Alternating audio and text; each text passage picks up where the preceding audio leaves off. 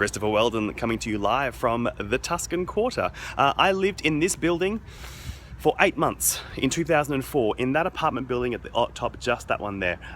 If you've already seen the show Christopher Doesn't Live Here Anymore, then you'll know why the Tuscan Quarter is significant. If you haven't yet seen the show, well then you can find out if you come along this Thursday, Friday or Saturday at the Brisbane Powerhouse as part of the Melt Queer Arts Festival. It's on at 8:45 p.m. and if you haven't yet bought tickets, maybe consider buying them for Thursday or Friday, because I have not sold many tickets to those shows yet. I know you're not supposed to admit that kind of thing, but here we are.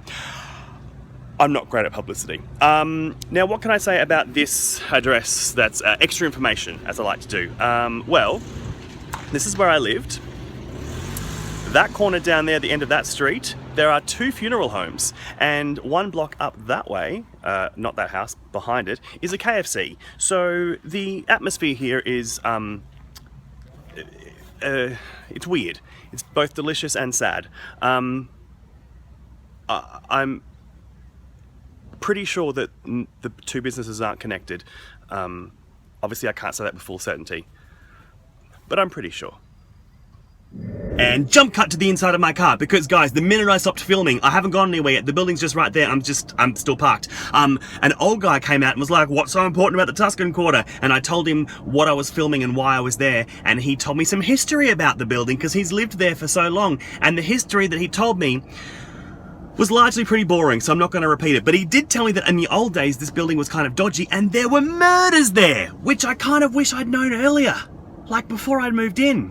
Anyway, he then went on to say that he didn't like any comedy, which is definitely a thing you should tell someone who's just told you they're doing a comedy show. I feel great about myself now, but he doesn't like, he might just be because he's old, as he told me, but he doesn't like any comedy because it's just crass and there's too much swearing, and sometimes even the lady comedians swear, which is beyond the pale for him, to which I said, too fucking right, cunt.